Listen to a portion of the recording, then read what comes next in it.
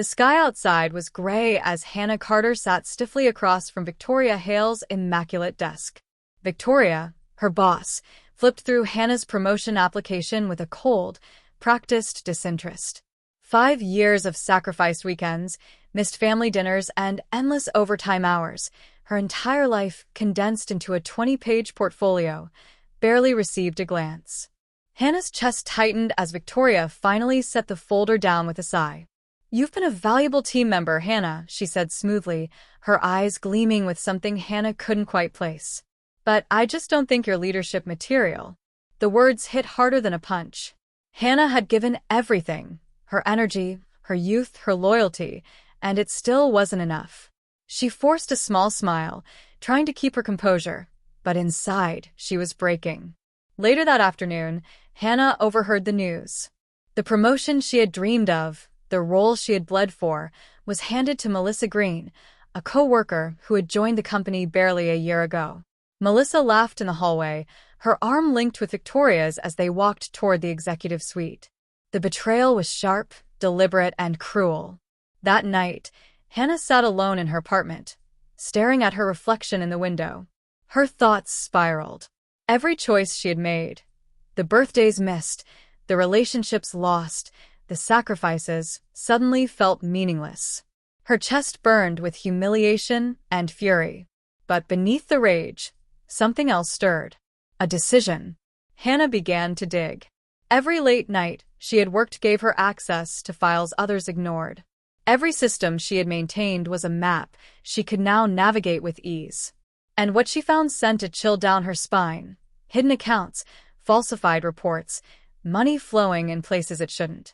Victoria wasn't just ruthless. She was corrupt. The next week, while Melissa flaunted her shiny new office, Hannah walked into work calm, almost serene. She had already sent copies of Victoria's hidden treasures to the board of directors. She didn't need revenge through anger. She had the truth, and the truth was lethal. When the investigation broke, whispers spread like wildfire. The board called an emergency meeting. Within days, Victoria's carefully polished empire collapsed. Melissa's smug smile vanished when she realized her so-called mentor had dragged her into the mess. And Hannah? She didn't just get justice. She walked away with her dignity, her name cleared, and a job offer from a rival firm who had been watching closely. As she left the building for the last time, Hannah felt the weight lift from her chest. The betrayal had nearly broken her, but in the end, it forged her into something stronger. She didn't just survive. She won. Within hours of sending the evidence, my phone lit up. 6 messages, 3 missed calls. The first was from my cousin, his voice heavy with regret.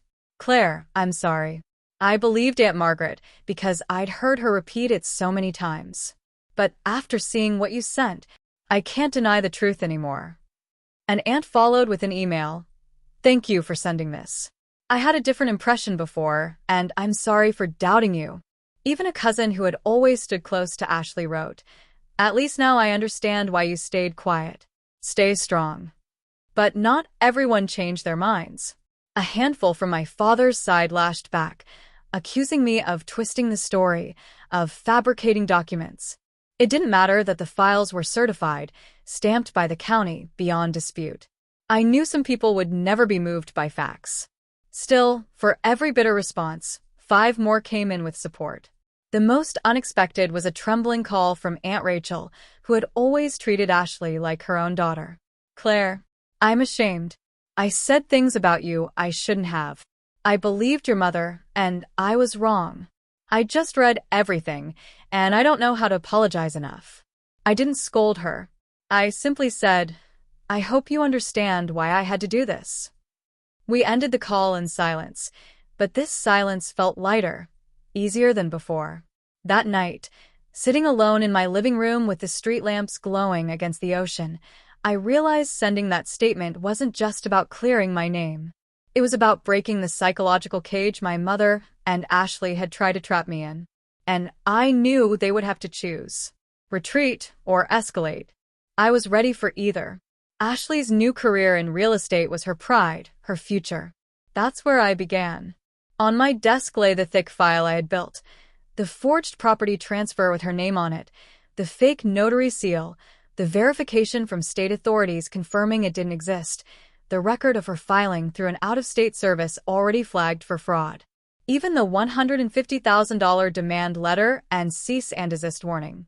Her firm, Horizons Land, a glossy boutique agency in Portland, boasted loudly about ethics and transparency. Their website even had a portal for reporting fraud. I drafted a precise email, attaching every shred of evidence. To the Ethics and Compliance Department at Horizons Land, I wrote, "Attached you will find verifiable evidence of real estate fraud, including falsified documents and an invalid notary seal, in an attempt to obtain property valued over $1 million. This information directly concerns your company's reputation and legal obligations. Claire Jennings." I hit send. My heart pounded, not with fear, but with resolve. The machine was turning. 2 days later, the first call came. Ashley's file at Horizons Land had been suspended. An internal investigation launched. The evidence forwarded to the state licensing board. By afternoon, my attorney confirmed the news. Ashley wasn't just fired. She was under criminal investigation. The county had filed charges, attempted property fraud, forged documents. That night, as Seattle rain streaked my window, I thought of the letter arriving at my mother's house in Oregon. The moment she opened it, the air in that home would change forever. The calls started. 11 missed calls from Ashley's number. No explanations, just persistence, as if she could claw her way through the silence. I let the phone ring. The next day, Ashley's Instagram carried a black square with white words. "Some people will destroy your life and pretend they're the victim." I didn't need to guess who it was meant for. But this time, the sting wasn't there. The truth was out, and the people who mattered had already seen it. Months passed. The storm quieted. No more lawyer letters, no more gossip. Until one morning, I opened my mailbox to find a thick, white envelope. A letter from my mother's attorneys. "Mrs. Margaret Jennings hereby withdraws all legal claims related to the Jennings Family Trust and the property at 1254 Seaview Bluff Lane, Rockport, Oregon. She further requests no future contact with Miss Claire Jennings except where legally necessary." Closure at last. That afternoon, I drove to the coast. The trees blazed in autumn colors, the ocean gold with sunset. Unlocking the old wooden door, I stepped inside the house, quiet and unchanged. My hand brushed the brick walls, pausing on the photograph of my grandparents.